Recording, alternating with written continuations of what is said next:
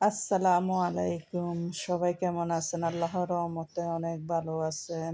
আমরাও সবাই আলহামদুলিল্লাহ ভালো আছি। এখানে একটা পার্সেল আসছিল আমার মেয়ের মেহেদির পার্সেল। মেহেদিটার দাম নিয়েছিল ৳৩০০, ২টা আরে ২টা ৳৩০০ নিছে। ১ পিস ৳১৫০ করে। আর এখানে আমার ভাইও আসছে। ভাই আসে ঈদের টাকা দিয়ে গেছে। এবার অনেকগুলা টাকা দিছে ঈদের। এবার ৳২৫,০০০ দিছে। না হলে প্রত্যেক বছর ১০,০০০, ৳১৫,০০০ করে দিত। এবার কিন্তু বেশি দিছে ভাইয়ে। আমরা ৪ ভাই, আমি ১ বোনে। আমার ৩ ভাই দেশের বাইরে থাকে আর ১ ভাই ঢাকাতে থাকে, গভর্নমেন্ট জব করে। তাই ছোট ভাই আসছিল, ছোট ভাই আসে ঈদের টাকা দিয়ে আবার চলে গেছে। রমজানের দিন আসলে কেউ মানে বলল থাকতে চায় না, বলে না নামাজ আছে, বাসার মধ্যে কাজকর্ম আছে, চলে যায়। তাই ভাই টাকাটা দিয়ে চলে গেছে আর আমি বাসার টুকিটাকি কাজগুলো করতেছি। বাসার ম্যাক্সিমাম কাজে শেষ হয়ে গেছে। জোহরের নামাজ পড়ছি, বাসাটা পরিষ্কার করছি। এখন বারান্দায় আসলাম। বারান্দার জামা কাপড়গুলো শুকাইছে কিনা একটু দেখতে। এখনো ভিজে আছে। আর একটু রান্নাঘরে যাব, দেখি পানি আসছে কিনা। আমাদের পানির সমস্যা দেখা দিছে। মঙ্গলবারে পানির সমস্যার সমাধান হইব বলতেছে। মিস্ত্রিরা কাজ করতেছে। রান্নাঘরে যাই দেখি পানি আসছে নি। পানি আসলে রান্না বসাবো। এগুলা তোলা পানি, কালকে রাত্রে এগুলা ধরে রাখছি। সকালে রান্না বান্না নাই তো রোজার দিন, তাই এত বেশি পানি খরচ হয় নাই। আর এখন পৌঁছায় দেখি পানি আসছে। পানি আর দরকার নেই, আমার যেগুলো আছে ওইগুলোই আমার হয়ে যাবে।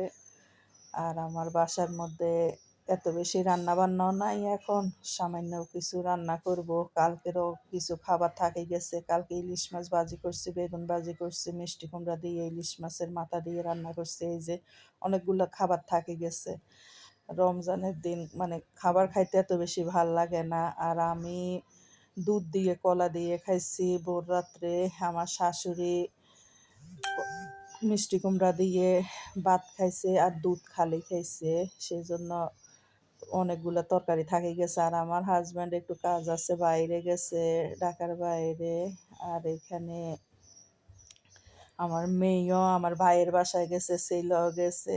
এই জন্য এত বেশি কাজকর্ম নাই, রান্না বান্নাও নাই। আস্তে আস্তে কাজকর্ম করতেছি। এখানে চিংড়ি মাছ রান্না করব নারিকেল দিয়ে। তাই চিংড়ি মাছগুলো একটু হালকা ভাজি করে নিতেছি। ভাজি করলে আমার বাসার মধ্যে কেউ খাইতে চায় না। কিন্তু নারিকেল দিয়ে একটু ঝোল করে রান্না করলে সবাই অনেক পছন্দ করে খায়। আর আমার শাশুড়িও ১টা ২টা খাইতে পারে। দেখা যায় ভাজি করলে মাছগুলো শক্ত হয়ে যায়। আমার শাশুড়ি খাইতে পারে না। বয়স্ক মানুষ তো, এইজন্য একটু নারিকেল দিয়ে একটু পাতলা ঝোল করে রান্না করলে দেখা যায় মাছগুলা নরমও হবে, খাইতেও ভাল লাগবে। আর আমার শাশুড়ি ২-৩টা খাবে। সেজন্য আমি একটু ঝোল করে রান্না করতেছি। আজকে রান্না-বান্না এগুলি। লাউ রান্না করতেছি চিংড়ি মাছ দিয়ে, আর চিংড়ি মাছ দিয়ে নারিকেল দিয়ে রান্না করতেছি। আর নারিকেলগুলো আমি একসাথে ২-৩টা নারিকেল বাটি ফ্রিজে রাখি দিই, যে সময় যতটুকু দরকার ততটুকু দিয়ে রান্নাগুলা করে নিই। আজকের রান্না আমার এইটুকুই। আর ইফতারি রেডি করব না এত তাড়াতাড়ি, ইফতারি একটু পরে তৈরি করব।